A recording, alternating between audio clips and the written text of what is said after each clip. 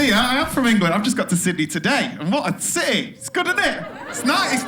Like, I know like you're like known for like the big bits, like the Opera House and stuff, but my favourite bit about the city, which means it's a proper city, is it's got like a big gay bit. It's got a big gay bit, and they put it right next to the big Chinese bit. They do that in every city in the world. They always go like, they get a big gay village right next to a Chinatown, and I think, what do they both love? Turns out karaoke. They love big bands. They really like it. It's nice to clap. Thank you.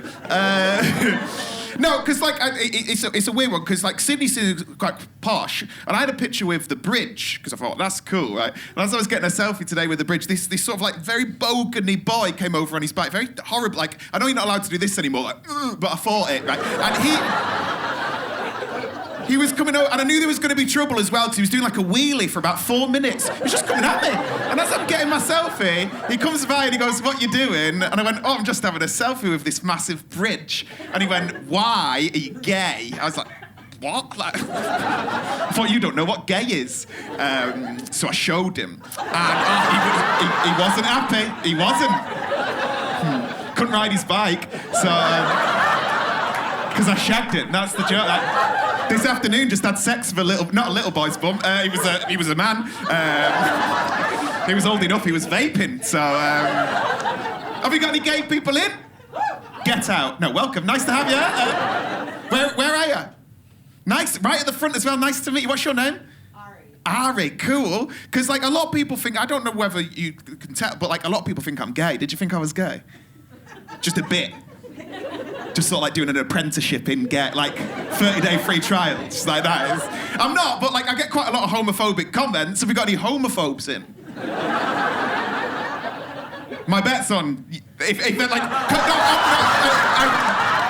you got like the kit on. Do you know what? I'm being quite rude. Very hard to spot a gay guy in 2023 from the neck up, right? Because you're a bit older and you've got like a bit of bald head. You look like you could be quite aggressive. But like from the neck down, you've got like a lovely shirt on, very nice shoes. You would fit in at 2 very different parades.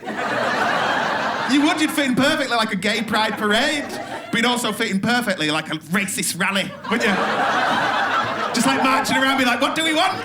Cock! Where do we want it? Not from around here. So I got so many homophobic comments. I don't think homophobia is a phobia. I think it's a hatred. It needs to be renamed because there's like proper phobias in the world, isn't there? Like, is there anything you're scared of?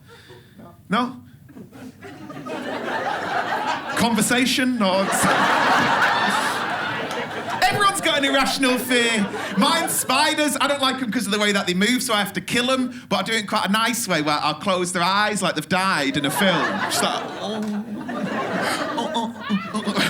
But gay people's not a fear. And I know that because I'm like proper big guy who's got like a bulldog, like tattooed on his son, right? He's never got home from the pub on a Saturday night, gone up to the bathroom, and then just found a drag queen, like struggling to get out of the bath. And be like, "Barbara, go and get a pint glass to put over it. I don't like the way it fucking moves." And it's just like mincing across, like just like out across the landing. Although, I don't know if you know this, did you know that in your lifetime, you swallow 7 gay men in your sleep? You know that? Like, do that bit when you wake up in the morning, and you've got like sleep in your eyes? It's not. You've been so nice. She's not looking, but she's like... Can't say that about my Trevor. So sorry.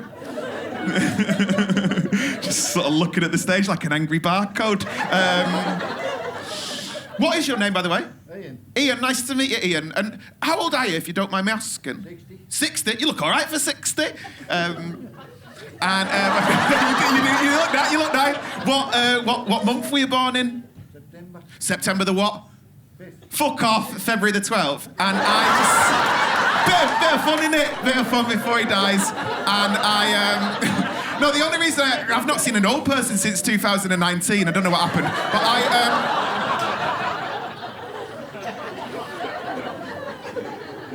I'm worried about getting old. Like, I Googled my life expectancy during all the pandemic stuff, and I found out that everyone who's under the age of 30 is going to live till 160. Could you be arsed?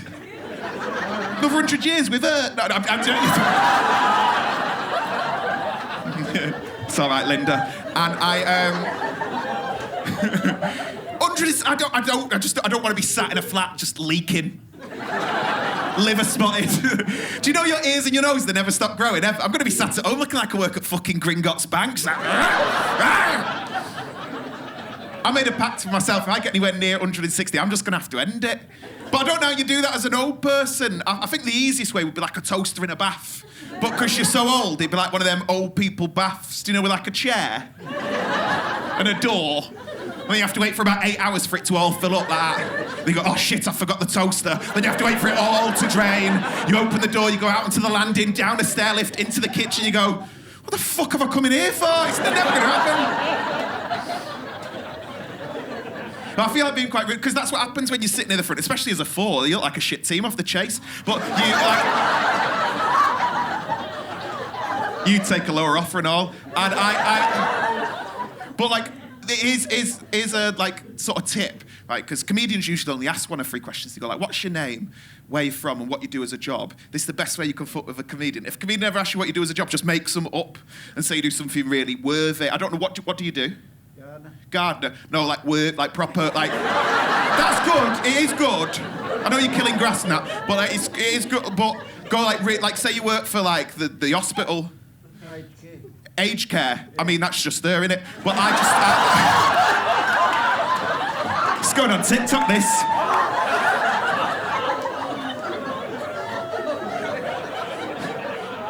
She's gonna fucking batter me. No, say like nurse or doctor or something, like, because then we can't take the piss out of it, right? I met this glorious woman a couple of months ago back in England, and she worked in the hospital. She worked in children's A&E, and I said, what's the best thing you've ever seen? And she said, during the pandemic, there was a 15-year-old boy who come in. He got a can of Lynx deodorant stuck in his arse. A can of Lynx.